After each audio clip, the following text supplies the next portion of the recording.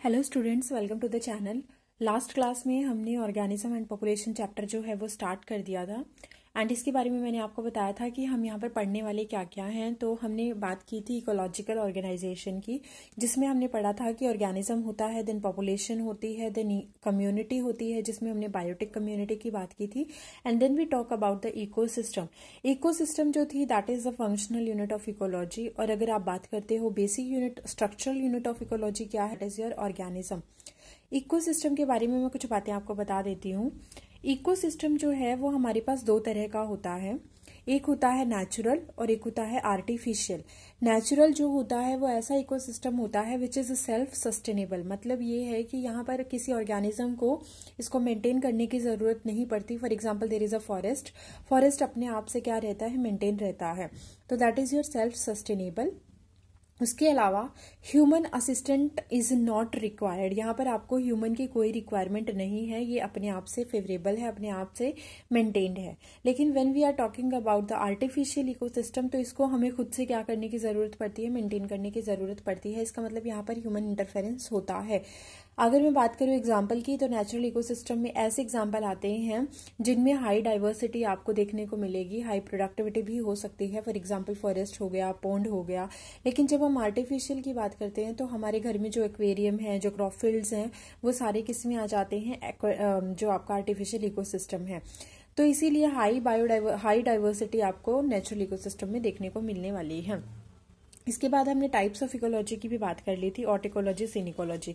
उसके बाद हमने कुछ चीजें पढ़ी थी जिसमें हमने ट्रॉपिकल रेन फॉरेस्ट बायोम जो थे हमारे पास 7, उनके बारे में बात की थी। डेजर्ट हो गया, रेन फॉरेस्ट हो गया, आर्कटिक एंड अल्पाइन टुंड्रा हो गए, ग्रासलैंड्स हैं, टेम्परेट फॉरेस्ट हैं, कॉनिफेरस फॉरेस्ट हैं, सी कोस्ट हैं। तो ये सब चीजें मैंने आपको लास्ट टाइम बताई थी। तो आई होप आपने वो चैप्टर जो है, वो लेक्चर जो है वो एक बार देख लिया होगा। तो now we are going to start with this new topic, that is ecological niche and habitat. Okay, so I hope this is visible to you, clear?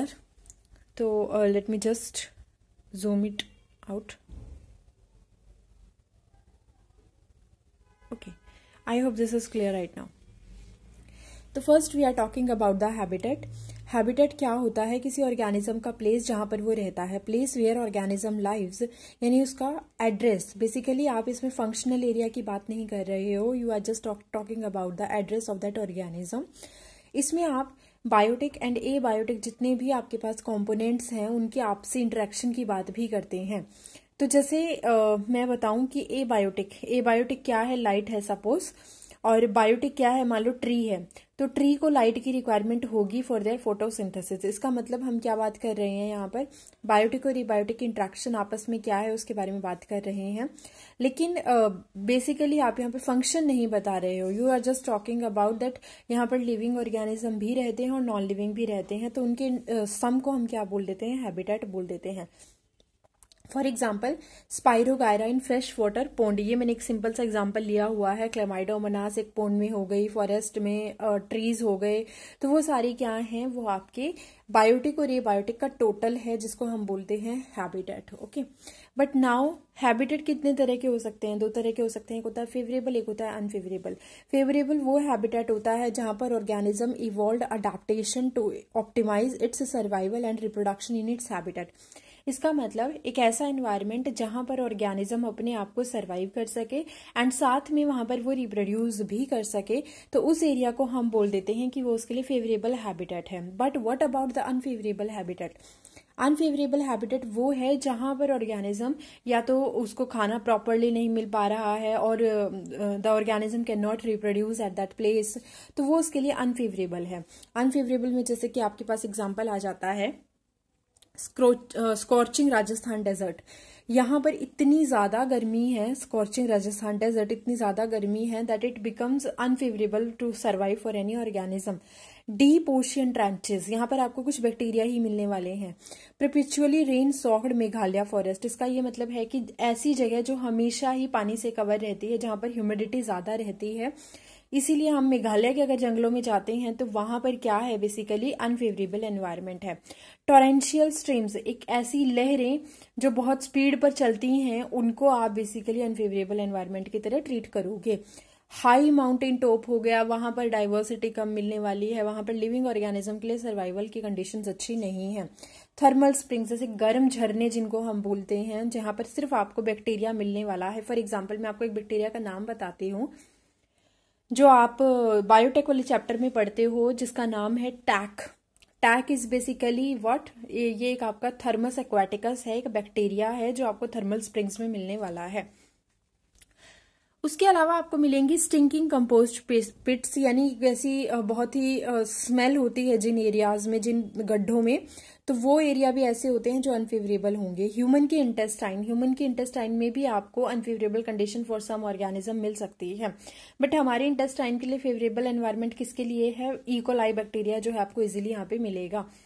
तो ये सारी चीजें आई होप आपको समझ में आई होंगी। ये है अनफेवरेबल हैबिटेट, बट अभी तक मैंने सिर्फ हैबिटेट की बात की। अब हम बात करेंगे इकोलॉजिकल निश की।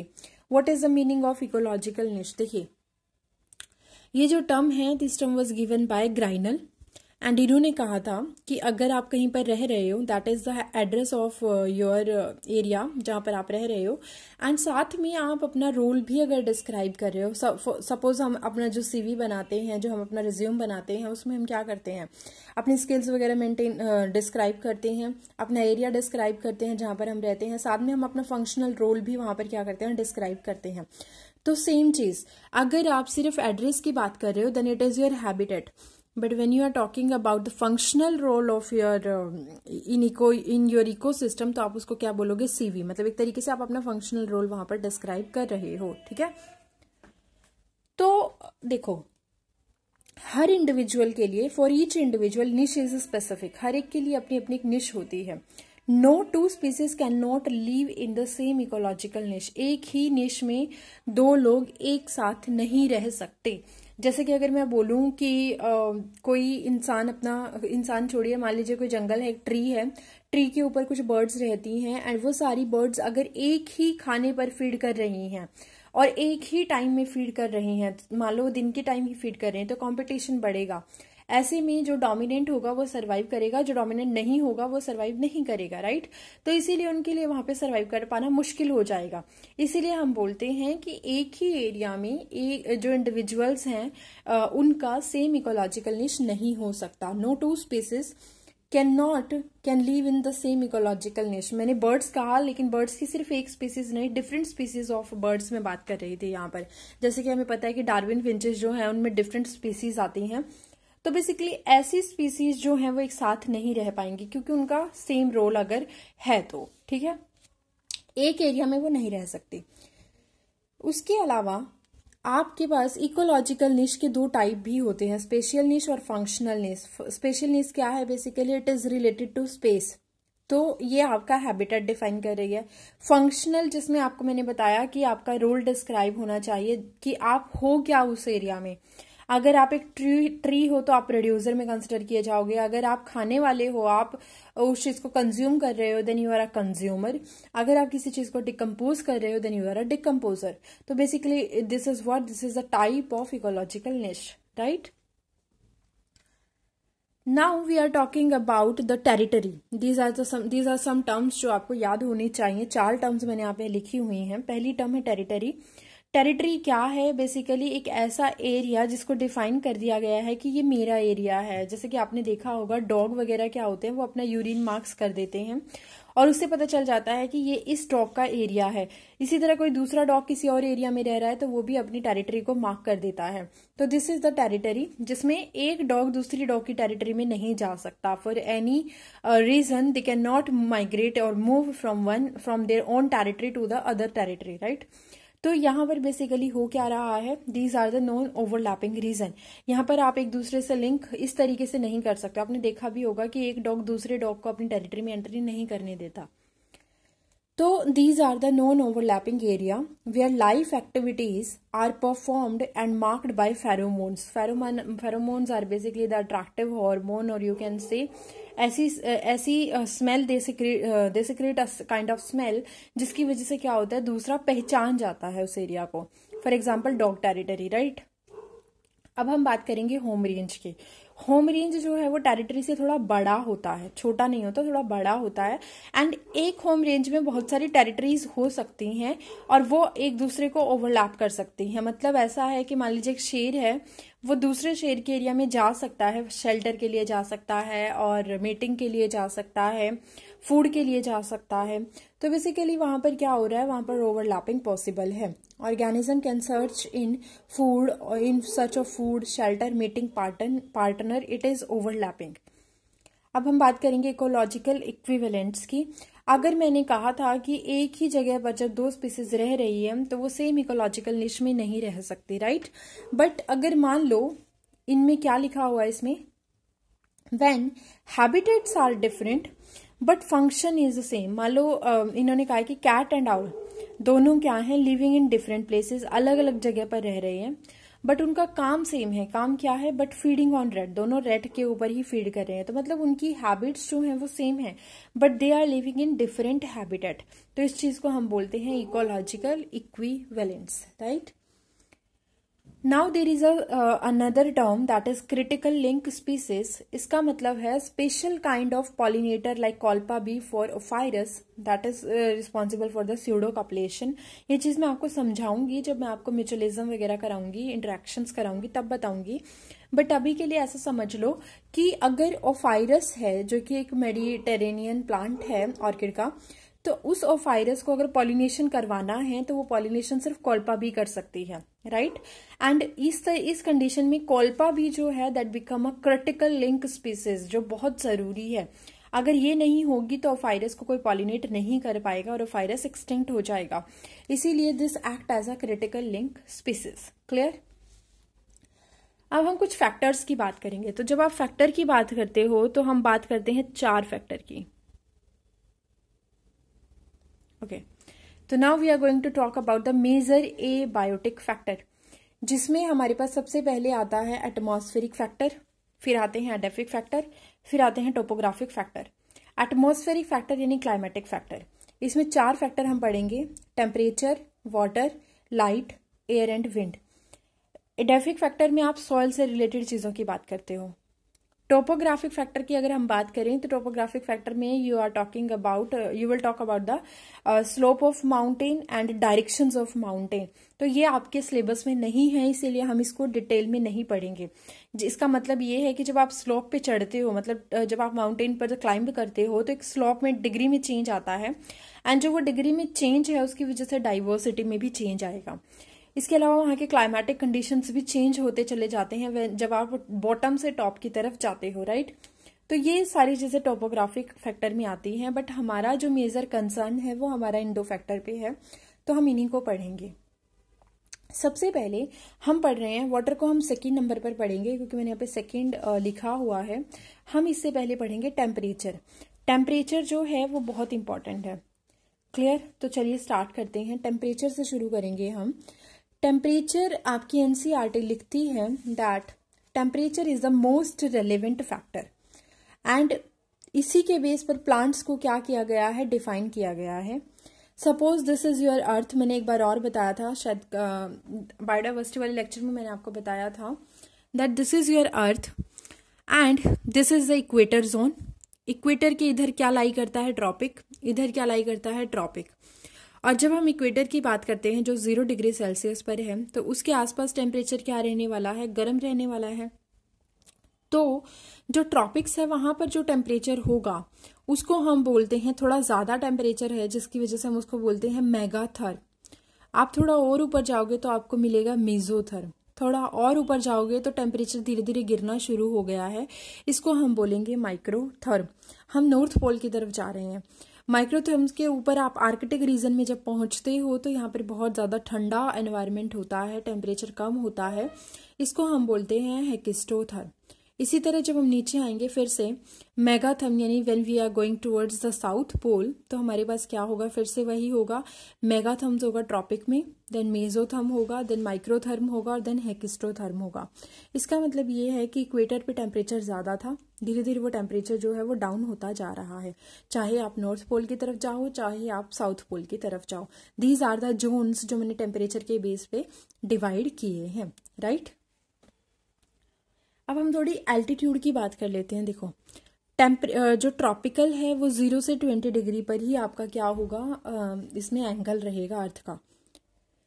जब आप सब ट्रॉपिक की बात करते हो तो 20 to 40 डिग्री का एंगल रहता है। टेम्परेट की जब बात करते हो तो 40 to 60 डिग्री का एंगल रहता है। और जब हम आर्कटिक रीजन तक पहुंचते हैं तो 60 to 80 डिग्री अर्थ जो है वो टिल्टेड हो चुकी होती है। 60 to 80 डिग्री तक क्या है, यहाँ पर लैटिट्यूडनल वेरिएशंस आपको देखने को मिलेंगी। क्लियर। अब हम फिर बात करेंगे डिफरेंट, जो यहाँ पर क्या है, एक मैंने चार्ट बनाया है आपके लिए एटमॉस्फेरिक कंडीशंस का। देखिए जब हम थे, हमें पता है कि एनवायरनमेंट में जब हम एंट्री करते हैं तो एयर में सबसे पहली लेयर कौन सी आती है, ट्रोपोस्फियर। ट्रोपोस्फियर जो है, जब आप ट्रोपोस्फियर से नेक्स्ट लेयर स्ट्रेटोस्फियर जहां पर हमारी ओजोन होती है वहां तक पहुंचने की कोशिश करते हो तो टेम्परेचर धीरे धीरे गिरता है। मैंने कहा है कि 0 डिग्री यहाँ पर है, या ऊपर की तरफ इस तरफ आ रहा है तो टेम्परेचर बढ़ेगा, उस तरफ जा रहा है तो टेम्परेचर घटेगा। तो बेसिकली टेम्परेचर क्या हो रहा है, यहाँ पर डिक्रीज हो रहा है। ठीक है, जब आप कहाँ जा रहे हो, ट्रोपोस्फियर से स्ट्रेटोस्फियर की तरफ जा रहे हो। जैसे ही आप स्ट्रेटोस्फियर में एंट्री कर गए तो धीरे धीरे टेम्परेचर वापस बढ़ना शुरू हो गया। कहाँ तक बढ़ गया, मीजोस्फियर तक। मीजोस्फियर में जब आपने एंट्री की तो फिर मीजोस्फियर से टेम्परेचर घटना शुरू हो गया। मीजोस्फियर से जब आपने एंट्री की थर्मोस्फियर में तो टेम्परेचर फिर से बढ़ना शुरू हो गया। तो हमारे पास ये 5 लेयर हैं। जब हम एनवायरनमेंट में ऊपर जा रहे हैं 1 by 1, तो सबसे पहले ट्रोपोस्फियर है, देन स्ट्रेटोस्फियर है जहां पर हमारी ओजोन मिलती है, देन मीजोस्फियर है, देन थर्मोस्फियर है, देन आइनोस्फियर है। राइट। जब मैं बात कर रही हूँ ट्रोपोस्फियर से स्ट्रेटोस्फियर में एंट्री की, तो यहाँ पर एक कांस्टेंट लाइन आती है जिसको हम बोलते हैं ट्रोपोपोज। यहाँ पर टेम्परेचर कांस्टेंट रहता है। इसी तरह जब मैं बात करती हूँ जब मैं एंट्री करती हूँ ट्रोपोपोज के बाद, यानी हम बात करते हैं जब हम स्ट्रेटोस्फियर से कहाँ जाते हैं, मेसोस्फियर में, तो हमारे पास एक और कांस्टेंट लाइनिंग आती है जिसको हम बोलते हैं स्ट्रेटोपोज। तो ये थोड़ा सा डाटा है कि कैसे कैसे टेम्परेचर कहाँ कहाँ बढ़ रहा है, कहाँ कहाँ घट रहा है। ठीक है, तो मैंने ये दिखाया हुआ है कि ट्रॉपिकल 0 से 20 पे है, सब ट्रॉपिकल 20 to 40 पे, टेम्परेट 40 to 60 पे। आर्कटिक और एंटार्कटिक लोगे तो 60 to 80 डिग्री जो लैटिट्यूड है वो आपका चेंज होगा। और टेम्परेचर की अगर हम बात करें तो ट्रॉपिकल पे सबसे ज्यादा रहता है ग्रेटर देन 24 डिग्री सेल्सियस। सब ट्रॉपिकल पे ये कम हो जाता है थोड़ा, 17 to 24 डिग्री सेल्सियस। टेम्परेट पर ये और कम हो जाता है 7 to 17 डिग्री सेल्सियस। आर्कटिक और एंटार्कटिक रीजन में ये और कम हो जाएगा, लेस देन 7 डिग्री सेल्सियस। तो इन्होंने कहा है कि जैसे जैसे आप 1000 मीटर की ऊंचाई पर चढ़ते हो, for every 1000 metre rise in altitude, and उस टाइम पर आप लैटिट्यूड को कितना डिग्री कवर करते हो, 11.7। यानी एल्टीट्यूड जो सीधी चढ़ाई है, अगर आपने वो 1000 मीटर चढ़ ली तो आपने एक डिग्री एंगल भी कवर कर लिया जो कि आपका 11.7 डिग्री था। तो उस टाइम जो वेरिएशंस आएगी टेम्परेचर में वो कितनी होगी, decrease in temperature occur, that is 6.5 degree Celsius आपको क्या दिखाई देगा, टेम्परेचर कम दिखाई देगा। इस चीज को हम बोलते हैं लैप्स रेट। आई होप ये समझ आया होगा कि जैसे जैसे आप 1000 मीटर की ऊंचाई पर जा रहे हो और जब आप टिल्टेड पोजीशन में आ गए हो, आपने कितना कवर कर लिया है, अर्थ का टिल्टेशन जो है वो 11.7 डिग्री, तो उस टाइम आपको डिक्रीज इन टेम्परेचर मिलने वाला है 6.5 डिग्री सेल्सियस। इसको हम बोलते हैं लैप्स रूल। ओके, तो चलो अब मैं थोड़ा सा आपको कुछ लॉ बताती हूँ जो हमारे पास किसके लॉ हैं। ये बेसिकली हमारे पास टेम्परेचर के लॉ दिए गए हैं। ठीक है, तो चलिए 1 by 1 इनको कवर कर लेते हैं। ओके स्टूडेंट्स, तो हम स्टार्ट कर रहे हैं लॉज एंड रूल्स के साथ। पहला रूल है हमारा शेल्फोर्ड्स लॉ ऑफ टॉलरेंस। इसका क्या मतलब है, इन्होंने कहा कि ऑल ऑर्गेनिज्म, शेल्फोर्ड ने एक लॉ दिया था, इन्होंने कहा था कि हर एक ऑर्गेनिज्म जो होता है वो एक टेम्परेचर को टॉलरेट कर सकता है लेकिन एक लिमिट तक। ठीक है, तो इस बेस पर इन्होंने 2 तरह के ऑर्गेनिज्म दिए, एक इन्होंने बताए स्टेनोथर्मल और एक बताए यूरीथर्मल। स्टेनोथर्मल क्या थे, basically they can tolerate narrow range of temperature, यानी ऐसे ऑर्गेनिज्म जो बहुत कम रेंज को ही टॉलरेट कर पाते हैं। जैसे सपोज कर लो एक ऑर्गेनिज्म आपका 20 डिग्री सेल्सियस पर रह रहा है और उसको हम लेकर के चले गए 35 डिग्री सेल्सियस पर, तो वो वहां पर सरवाइव नहीं कर पाएगा। लेकिन अगर हाँ उसको हम लेकर के गए हैं 20 डिग्री, तो उसका नेचुरल है, मान लो आप उसको 24 डिग्री सेल्सियस तक लेकर के चले गए तो वो सरवाइव कर सकता है। इसी तरह अगर वो 20 डिग्री उसका नेचुरल है तो आप उसको 17 डिग्री तक लेकर के चले गए तो भी वो शायद सरवाइव कर जाए। इसका मतलब वो सिर्फ एक नैरो रेंज को टॉलरेट कर पा रहा है। लेकिन यूरीथर्मल वो होते हैं जो अपने टेम्परेचर को एक ब्रॉडर रेंज तक क्या कर पाते हैं, टॉलरेट कर पाते हैं। जैसे सपोज ह्यूमंस ले लीजिए, हम क्या करते हैं, हम अगर मान लो 20 डिग्री हम बहुत ज़्यादा ठंड में भी सर्वाइव कर पाते हैं, हम बहुत ज़्यादा गर्मी में भी सर्वाइव कर पाते हैं। इसका मतलब हम क्या कर रहे हैं, हमारे पास एक ऐसा फिनोमिना है जिसके थ्रू हम वाइड रेंज ऑफ टेम्परेचर को टॉलरेट कर सकते हैं। तो हम किसके अंडर आते हैं, यूरीथर्मल के। तो इन्होंने दो चीज़ें बोली, थर्मल मतलब टेम्परेचर, स्टेनो मतलब नैरो रेंज। जब आप सिर्फ नैरो रेंज ऑफ टेम्परेचर को टॉलरेट कर पाओगे then it is your stenothermal. Shelford law important है। यूरीथर्मल क्या है कि can tolerate a wide range of temperature. इसमें एग्जाम्पल आ जाते हैं पोलर बियर, उनको आप राजस्थान में ला करके नहीं रख सकते, वो उनकी डेथ हो जाएगी। डेजर्ट लेजर्ड को आप जाकर के पोलर एरिया में नहीं ले जा सकते, उनकी डेथ हो जाएगी। एबीज प्लांट्स, मैक्सिमम प्लांट्स जो होते हैं एक्सेप्ट वीड, वो सारे किस में आते हैं, स्टेनोथर्मल में आते हैं। नैरो रेंज ऑफ टेम्परेचर को वो टॉलरेट कर पाते हैं। बट जब हम बात करते हैं यूरीथर्मल की, तो यूरीथर्मल वाले ऑर्गेनिज्म में आते हैं मैमल्स हो गए, बर्ड्स हो गए, क्योंकि हम बेसिकली क्या है, we are warm blooded animal, तो हम अपना एनर्जी को एक्सपेंस करके टॉलरेशन पावर को इंक्रीज कर सकते हैं। ठीक है, इसके अलावा आपने दो वर्ड सुने होंगे, कोल्ड ब्लडेड और वार्म ब्लडेड, जिनको हम पोइकिलोथर्मस और एंडोथर्मस भी बोलते हैं स्टूडेंट्स। तो देखिए क्या होता है इसका मतलब, पोइकिलोथर्मस वो होते हैं जो कोल्ड ब्लडेड एनिमल है। मतलब सपोज बाहर बहुत ज्यादा ठंड है तो वो उस एरिया से खुद को बचाना चाहेंगे, ना कि वो उस एरिया में जाकर के सरवाइव करने की कोशिश करेंगे खुद की बॉडी को गर्म रख के, नहीं। They are cold blooded animal. ये ऐसे ऑर्गेनिज्म होते हैं जिनके पास इतनी एनर्जी नहीं होती कि वो उस एनर्जी को एक्सपेंड कर सकें किस चीज के लिए, अपने बॉडी का टेम्परेचर मेंटेन करने के लिए। तो इनकी बॉडी का इंटरनल टेम्परेचर जो है वो चेंज हो जाता है जैसे जैसे बाहर का टेम्परेचर चेंज होगा, यानी कि इनका इंटरनल बॉडी टेम्परेचर कांस्टेंट नहीं रहता। Can not maintain constant body temperature according to environment. इसीलिए इनमें डिफरेंट टाइप की अडेप्टेशंस आपको देखने को मिलेंगी। जैसे फ्रॉग हो गया, गर्मी आने पर वो एस्टिवेशन में चला जाता है। पोलर बियर है, वो सर्दी होने पर हाइबरनेशन की कंडीशन में चला जाता है, यानी वो छुप जाता है। These are the adaptations. For example plants हो गए, मोस्ट ऑफ द एनिमल्स हो गए, राइट। अब हम बात करेंगे होम्योथर्मस की। तो होम्योथर्मस हम हैं, मतलब we are the example of homeotherms. कैसे, देखो, we can maintain the constant internal body temperature. बाहर whatever is the temperature, आप चाहे माइनस डिग्री में चले जाओ, माइनस डिग्री सेल्सियस पे चले जाओ, या फिर आप बहुत ज्यादा गर्म इलाके में चले जाओ, लेकिन आपको पता है कि आपकी बॉडी का टेम्परेचर हमेशा 37 डिग्री सेल्सियस ही रहने वाला है। इसका मतलब you can maintain the constant body temperature which is and due to this reason we are active throughout the year. For example mammals and birds, इनको हम वार्म ब्लडेड एनिमल्स भी बोलते हैं। ये बात याद रखिएगा, मैं इसको लिख देती हूँ कि एक्टोथर्म बेसिकली क्या है, कोल्ड ब्लडेड एनिमल, एंड आपके पास होम्योथर्म्स क्या होते हैं, वार्म ब्लडेड एनिमल। तो ये चीज याद रखनी है आपको, ये आपके एनिमल किंगडम के लिए भी इंपॉर्टेंट है, राइट। अब कुछ और रूल्स आते हैं, जैसे कि एक रूल आता है एलन्स रूल।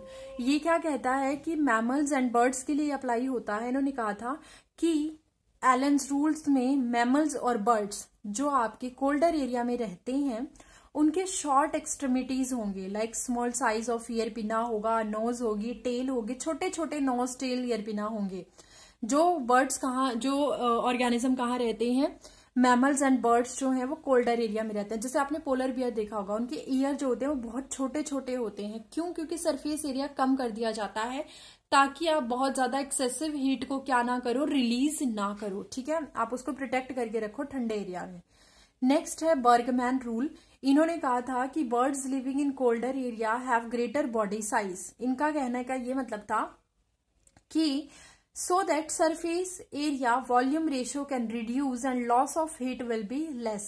अगर birds जो हैं वो कोल्डर एरिया में रह रहे हैं तो उनका सरफेस एरिया बढ़ाने के लिए वो अपने बॉडी साइज को, यहाँ पर हमने सिर्फ एक्सट्रीमिटीज की बात की थी, जो आपकी नोज हो गई, टेल हो गई, या फिर आपकी ईयर पिना हो गई, वो छोटी हो जाती हैं।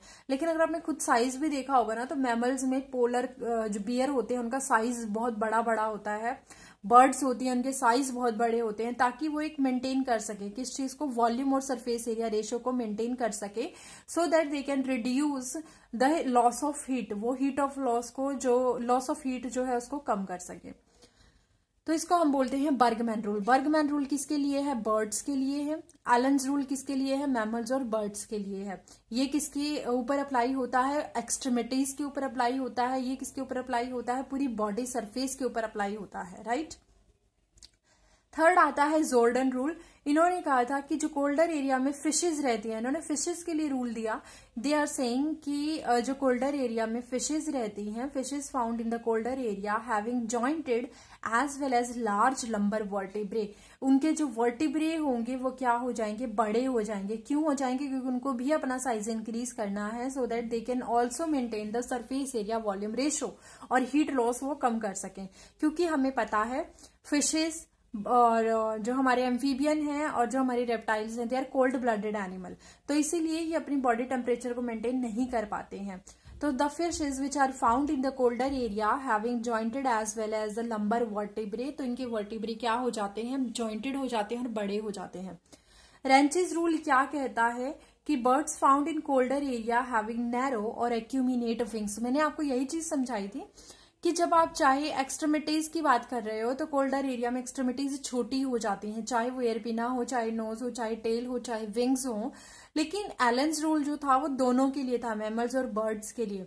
बट जब हम रेंचेस रूल की बात करते हैं तो ये सिर्फ बर्ड्स के लिए होता है। इन्होंने कहा था कि the birds which are found in the colder area having narrow और एक्यूमिनेट विंग, बहुत ही पतले होंगे और छोटे विंग्स होंगे। ग्लोबल रूल क्या कहता है कि ऑर्गेनिज्म, इन्होंने वार्म एरिया के लिए आपका रूल दिया। दे आर सेइंग कि organism living in the warm temperature having darker pigmentation, क्योंकि इनमें मेलानिन जो होगा वो ज्यादा होगा, जिसकी वजह से पिगमेंटेशन क्या होगी? डार्क होगी। Organism living in warm temperature having darker pigmentation. तो आई होप ये चीजें आपको समझ में आई होंगी, ठीक है। अब हम नेक्स्ट पढ़ने जा रहे हैं स्टूडेंट्स। पहले मैं आपको वाटर के बारे में बता दूं, हमारा ये टॉपिक बचा हुआ है। तो नेक्स्ट हमारा सेकंड जो है एटमॉस्फेरिक और क्लाइमेटिक फैक्टर क्या है? That is the water. तो चलिए वाटर की बात कर लेते हैं। Water is the next relevant factor to temperature. Temperature के बाद नेक्स्ट रेलेवेंट फैक्टर वाटर ही आता है। This is the most important to perform metabolism activity. हम सबको पता है कि चाहे वो फोटोसिंथेसिस हो, चाहे वो ईटीएस हो, इलेक्ट्रॉन ट्रांसपोर्ट चेन जो प्लांट्स है उनके अंदर, या फिर हम हो, हमारे अंदर भी वाटर क्या करता है? मैक्सिमम हमारी बॉडी का पार्ट बनाता है। तो water is essential for the metabolic activities, right. It also activates many hydrolytic enzyme. जैसे हमारी बॉडी में जितने भी डाइजेस्टिव एंजाइम्स हैं, these are the hydrolytic enzyme. Hydrolytic enzyme are those enzymes which can break only which can activate only in the presence of water. तो हम उनको क्या बोलते हैं कि बहुत सारी एक्टिविटीज को भी रेगुलेट करता है। लाइफ भी जो है दैट इज ऑल्सो, ऐसा माना जाता है कि life also originated in water. तो 97, तो हमें ये पता होना चाहिए कि हमारी अर्थ पर पानी है कितना और कितना पीने लायक है और कितना हमारी उसकी रिक्वायरमेंट को कंप्लीट करने के लिए जरूरी है। 97.5% वाटर प्रेजेंट इन सी, ठीक है, इतना प्रेजेंट है हमारे सी के अंदर। और सी वाला जो पानी होता है that is not like act as a fresh water. Fresh water की तरह वो नहीं होता है और आप उसको पी नहीं सकते, right. 97.5% water present in sea and 2.5% water present कहाँ प्रेजेंट है? 2.5% जो पीने लायक पानी है, पीने लायक तो मैं नहीं बोलूंगी, जो फ्रेश वाटर है वो कहाँ है? देखिए, उसमें से 78% तो स्नो की फॉर्म में आपका कन्वर्ट है। 20% जो है वो ग्राउंड वाटर है, दैट इज लाइक जिसको हम पी सकते हैं, राइट। 0.8% है रिवर में, 0.4% है सॉइल के अंदर, इसमें से 0.8% है वेपर्स की फॉर्म में। तो हमारे लिए जो एबल है, जिसको हम पी सकते हैं, that is only ground water, river and जो हमारा सॉइल के अंदर रहने वाला है, उस पानी को भी हम लीचिंग के थ्रू बाहर लेकर के पी सकते हैं। बट बेसिकली हमारे पास पीने का पानी बहुत कम है। अब आ जाओ कि हमने सी की बात की, तो सी में सॉल्ट कंसंट्रेशन होती है। तो सॉल्ट कंसंट्रेशन की अगर हम बात करें तो वाटर बॉडीज में कितनी कितनी रहती है। इनलैंड वाटर जो होता है उसमें salt concentration less than 5 ppt रहती है, पार्ट्स पर 1000 रहने वाली है। सी वाटर, इनलैंड वाटर यानी जो आपका पीने लायक पानी है उसमें सैलिनिटी बहुत कम होती है। सॉल्ट की कंसंट्रेशन Na हो गया, क्लोराइड हो गया, इनकी कंसंट्रेशन, सोडियम वगैरह, इनकी कंसंट्रेशन कम होती है, लेस देन 5 पार्ट्स पर 1000 होती है। लेकिन जब आप पानी में जाते हो, जो समुद्र का पानी होता है वो क्या होता है 30 to 35 ppt रहती है उसके अंदर सॉल्ट की कंसंट्रेशन। और जब आप बहुत ज्यादा सलाइन, हाइपर सलाइन लगून की बात करते हो तो यहां पर तो ये मोर देन 100 ppt हो जाती है। यानी ऐसे हाइपर मतलब बहुत ज्यादा, सलाइन मतलब जिनके अंदर सॉल्ट की कंसंट्रेशन बहुत ज्यादा हो, ऐसे लगून बेसिकली ऐसे एरियाज होते हैं जो आपके कवर होते हैं दोनों साइड। तो किससे कवर होते हैं ये, पानी से, और बीच में इनके थोड़ा एरिया होता है रहने का, थोड़ा मतलब मिट्टी जैसी जगह होती है वहां पर, ठीक है। तो दीज आर द लगून। तो इनमें जो आपको सॉल्ट की कंसंट्रेशन मिलने वाली है वो ग्रेटर देन 100 ppt मिलने वाली है। अब इसी तरह शेल्फोर्ड लॉ ने जैसे टेम्परेचर को टॉलरेट करने वाले लॉ दिए थे, ऐसे ही उन्होंने 2 लॉ दिए थे हमें कि हम सॉल्ट की कंसंट्रेशन को कितना टॉलरेट कर सकते हैं। सॉल्ट के लिए उन्होंने वर्ड यूज किया था सेलाइन। तो 2 वर्ड दिए थे, हेलाइन वर्ड यूज किया था, स्टेनोहेलाइन एंड यूरेहेलाइन। स्टेनोहेलाइन जो है इसका मतलब नैरो रेंज ऑफ सैलिनिटी को हम टॉलरेट कर सकते हैं। यूरेहेलाइन जो है इसका मतलब हम वाइड रेंज ऑफ सैलिनिटी को टॉलरेट कर सकते हैं। स्टेनोहेलाइन में आपके पास एग्जांपल आ जाता है गोल्ड फिश, यूरेहेलाइन में एग्जांपल आ जाता है साल्मन फिश। इसका मतलब साल्मन फिश ऐसी फिश है जो वाइड रेंज ऑफ सैलिनिटी को क्या कर सकती है, टॉलरेट कर सकती है। स्टेनोहेलाइन क्या है, जो नैरो रेंज ऑफ सैलिनिटी को टॉलरेट कर सकते हैं, ठीक है। तो आई होप इतना समझ में आ गया होगा। अब जो हमारा नेक्स्ट फैक्टर रहने वाला है दैट इज ह्यूमिडिटी। में थोड़ा सा आपको बता देती हूँ ह्यूमिडिटी क्या है। बेसिकली ह्यूमिडिटी आपके पास जो नमी आप जिसको बोलते हो ना, दैट इज द ह्यूमिडिटी। तो देखिए होगा क्या, okay I hope this is visible to you right now clearly, great. तो ह्यूमिडिटी की बात करें तो this is generated by rain water transpiration and हम बेसिकली नॉर्मली रिलेटिव ह्यूमिडिटी की बात करते हैं जो कि मोस्ट कॉमनली कंसिडर्ड की जाती है। मेजरमेंट की अगर मैं बात करूं तो जो रिलेटिव ह्यूमिडिटी है उसको मेजर करने के लिए आप जो इंस्ट्रूमेंट यूज करते हो दैट इज साइक्रोमीटर। रेनफॉल को मेजर करने के लिए आप यूज करते हो रेन गॉज। विंड की वेलोसिटी के लिए हम यूज करते हैं एनीमोमीटर। लाइट इंटेंसिटी के लिए लक्सोमीटर एंड ह्यूमिडिटी के लिए हाइग्रोमीटर। तो ये चीजें याद रखनी होंगी आपको कि रिलेटिव ह्यूमिडिटी के लिए साइक्रोमीटर होता है एंड ह्यूमिडिटी के लिए हाइग्रोमीटर होता है। अब हम बात करते हैं नेक्स्ट इंपॉर्टेंट फैक्टर की, एबायोटिक फैक्टर है that is the light. Light की क्वालिटी एंड क्वांटिटी दोनों ही वेरी इंपॉर्टेंट है। क्वालिटी में अगर हम बात करें तो प्लांट्स के लिए आपको पता होना चाहिए कि पार ऐसा एरिया है जिसकी लाइट को आपकी प्लांट्स एब्जॉर्ब, लाइट को प्लांट यूज करके फोटोसिंथेसिस करते हैं। उसका मतलब है visible spectra 400 to 700 nanometre light जो हमारी अर्थ पर आती है उसमें एक एक्टिव रेडिएशन एरिया होता है जिसको हम बोलते हैं फोटोसिंथेटिकली एक्टिव रेडिएशन, जिसमें फोटोसिंथेसिस सबसे ज्यादा होती है, जिसमें रेड और ब्लू सबसे ज्यादा इंपॉर्टेंट होता है। तो that is based upon the quality of light. And quantity की बात करें तो ड्यूरेशन के ऊपर डिपेंड करता है कि आपने कितने टाइम की लाइट दी है और फ्लावरिंग हो रही है या नहीं हो रही है। इस चीज को हम बोलते हैं फोटो पीरियोडिज्म। अगर आप देखोगे तो हमारे पास 3 तरह के प्लांट हैं। एक होता है हमारे पास लॉन्ग डे प्लांट, एक होता है शॉर्ट डे प्लांट, एक होता है डे न्यूट्रल प्लांट। तो लॉन्ग डे प्लांट ऐसे प्लांट है जिनको ज्यादा लाइट चाहिए, शॉर्ट डे प्लांट ऐसे हैं जिनको कम लाइट चाहिए, और एक डे न्यूट्रल प्लांट है जिनको इफेक्ट नहीं पड़ता है, जैसे टोमेटो हो गया, बेल पेपर हो गया, कुकम्बर हो गया। तो वो सारे क्या है आपके न्यूट्रल प्लांट हैं, ठीक है। अब हम बात करेंगे कि यूवी रेज। हमें पता है कि एक बहुत बड़ी लाइट का एरिया हमारी अर्थ पर आता है सन से, हमारा एनर्जी का सोर्स सन है। एंड ये जो एरिया था this is a visible spectra. UV rays भी हमारी अर्थ पर आती हैं, जिसमें से देख लेते हैं कौन कौन सी आती हैं। UVC, UVB, UVA. यूवीसी जो है वो 100 to 280 नैनोमीटर की रेंज में आती है और ये लीथल होती है, हमारे लिए बहुत खतरनाक होती है। यूवीबी जो होती है वो 280 to 320 नैनोमीटर की रेंज में आती है, again it is quite harmful है हमारे लिए। यूवीए जो है वो 320 to 400 नैनोमीटर यानी आपके एक्शन स्पेक्ट्रा के आसपास आती है। एब्जॉर्प्शन स्पेक्ट्रा के, तो this is the moderately harmful UV rays, ठीक है। इससे हमें इफेक्ट पड़ता है लेकिन उतना ज्यादा नहीं पड़ेगा। तो बेसिकली ये 3 रेंजेस थी आपके लिए यूवी रेज की। अब हम एक एरिया ले रहे हैं, एक एक्वेटिक पोंड ले रहे हैं। एक्वेटिक एरिया मैंने लिया है और आपको पता होना चाहिए कि जब हम उस सॉइल के सरफेस के आसपास होते हैं तो वो रीजन होता है शैलो जोन, ठीक है। वहां पर ज्यादा मतलब ज्यादा हलचल नहीं होती है, शैलो जोन आप उसको बोलते हो। तो हमने कुछ जोन डिवाइड किए हैं लाइट के लिए।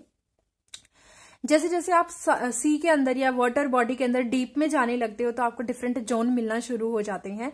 सबसे पहले आता है जो बिल्कुल किनारे के पास होगा, उसको हम बोलेंगे लिटोरल जोन, और या हम उसको बोलते हैं शैलो जोन।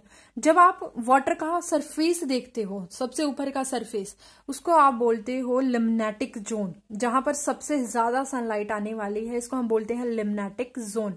उसके बाद आपको लिम्नेटिक जोन वो एरिया है जहां पे सबसे ज्यादा लाइट आएगी, राइट। तो इसीलिए सबसे ज्यादा लाइट आने की वजह से लिम्नेटिक जोन में आगे हम डिफरेंट जोन देख रहे हैं। सबसे ज्यादा जहां पर लाइट आएगी उसको बोलोगे यूफोटिक जोन, मैक्सिमम लाइट होगी। मैक्सिमम लाइट होने की वजह से यहाँ पर जू प्लैंक्टन, यहाँ पर फाइटो प्लैंक्टन बहुत ज्यादा होंगे और इसीलिए मोर प्रोड्यूसर होंगे, और जू प्लैंक्टन नंबर में उससे कम होंगे तो लेस कंज्यूमर होंगे। तो प्लांट्स यहाँ पर छोटे प्लांट ज्यादा होंगे इसलिए मोर कंज्यूमर, क्योंकि लाइट बहुत अच्छी खासी है। फिर थोड़ा नीचे गए वाटर के अंदर तो लाइट पेनिट्रेशन थोड़ा कम हो गया, उस एरिया को हम बोलते हैं डिस्फोटिक जोन।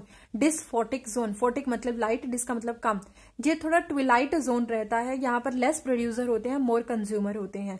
आप और नीचे गए तो हमारे पास आया प्रोफंडल जोन। प्रोफंडल जोन मतलब इसको हम एफोटिक और एबाइसल जोन भी बोलते हैं। यहाँ पे लाइट बहुत कम आती है, प्रोड्यूसर बहुत कम होते हैं, एब्सेंट होते हैं, लगभग कंज्यूमर और डिकम्पोजर ज्यादा होते हैं। This is limnetic zone. और जो शैलो जोन था ये लिटोरल जोन था। लिटोरल जोन में जो ऑर्गेनिज्म आपको सबसे ज्यादा मिलते हैं वो फाइटोप्लैंक्टन होते हैं, और ये इनको हम नैरेटिक जोन भी कहते हैं, मतलब ये फ्लोट नहीं कर रहे होते। लेकिन जो लिम्नेटिक जोन है यहाँ पर जो जू प्लैंक्टन फ्लोट कर रहे होते हैं पैसिवली, उनको हम बोलते हैं पेलाजिक ऑर्गेनिज्म। ये सरफेस पर क्या करते हैं, फ्लोट करते हैं पैसिवली, ठीक है। अब सबसे अंदर आ जाओ, हमने 3 जोन डिस्क्राइब किए, लिटोरल जोन, लिम्नेटिक जोन, और थर्ड लास्ट वन आता है जो सबसे डीप पे होता है, इसको हम बोलते हैं बेंथिक जोन। यहाँ पे डार्कनेस सबसे ज्यादा होती है, रेड एल्गी, लेकिन यहाँ पर सिर्फ एक एल्गी प्रेजेंट होती है, that is the red algae, क्योंकि उसके पास R-फाइकोइरिथ्रिन होता है और वो उसको यूज करके खाना बना सकती है। लाइट तो है नहीं, लाइट नहीं है तो फोटोसिंथेसिस तो हो नहीं सकती, लेकिन R-फाइकोइरिथ्रिन का यूज करके आप फोटोसिंथेसिस करवा सकते हो, क्योंकि क्लोरोफिल को फोटोसिंथेसिस के लिए लाइट की रिक्वायरमेंट होती है, ठीक है। तो ये थे डिफरेंट जोन एक लेक के अंदर। अब थोड़ा सा डाटा कवर करते हैं। ओशियन जो है, ओशियन वो आपका 70% कवर करता है अर्थ का, लेकिन उसकी प्रोडक्टिविटी ओशियन से पर मीटर स्क्वायर पर ईयर जो प्रोडक्टिविटी आ रही है that is only 55 billion ton. लेकिन वहीं अगर हम बात करें टेरेस्ट्रियल एरिया जो है वो धरती का 22% कवर करता है, लेकिन हर साल कितना प्रोड्यूस करता है, 115 बिलियन टन पर मीटर स्क्वायर पर ईयर। इसका मतलब आप देख सकते हो कि टेरेस्ट्रियल एरिया से बहुत ज्यादा अमाउंट में क्या आती है, आपके पास प्रोडक्टिविटी आ रही है। So productivity of terrestrial is more than ocean. इसका रीजन क्या है, ओशियन में लाइट पेनिट्रेशन अच्छा नहीं होता, लेकिन टेरेस्ट्रियल जोन में लाइट पेनिट्रेशन बहुत अच्छा होता है, इस वजह से प्रोडक्टिविटी बढ़ जाती है। On the basis of requirement of light अगर हम देखें तो प्लांट 2 तरह के होते हैं, हीलियोफाइट और शियोफाइट। हीलियोफाइट वो होते हैं जिनको जो सनलाइट को पसंद करते हैं, सन लविंग होते हैं। शियोफाइट वो होते हैं जो शेड लविंग होते हैं। इसी तरह एनिमल्स भी डिवाइड किए गए हैं। जो एनिमल दिन के टाइम अपनी एक्टिविटीज को परफॉर्म करते हैं दे आर डायोरिनल, और जो रात के टाइम एक्टिविटीज को परफॉर्म करते हैं जैसे कॉकरोच हो गया, जैसे आउल हो गया, वो नाइट के टाइम परफॉर्म करते हैं तो उनको बोलते हैं नक्टर्नल। तो ये सारा कुछ जो था ये लाइट के बारे में था। अब हमारा नेक्स्ट डाफिक फैक्टर है सॉइल। इसके बारे में मैं आपको नेक्स्ट लेक्चर में बताऊंगी, बाकी की चीजें हम नेक्स्ट लेक्चर में कवर करेंगे। आई होप आपको ये वीडियो पसंद आई होगी, और प्लीज आप इनको बहुत अच्छे से कॉन्स्टेंटली जो है वो फॉलो कीजिए नोट्स को, आपके सारी चैप्टर कवर हो जाएंगे। आई होप टिल नीट हम अपनी सारी रिविजन एक बार बहुत क्विक नीट सीरीज के थ्रू अच्छे से पूरा कवर कर लेंगे। आपको प्लेलिस्ट में, क्विक नीट सीरीज की प्लेलिस्ट में आप मेरे चैनल पे चेक कीजिएगा, आपको आगे आने वाले टाइम में सारे चैप्टर मिल जाएंगे। इनके नोट्स मैं टेलीग्राम पर अपलोड कर दूंगी। डिस्क्रिप्शन जो होगा वो लिंक जो होगा वो डिस्क्रिप्शन बॉक्स में होगा। Stay tuned and all the best. Thank you.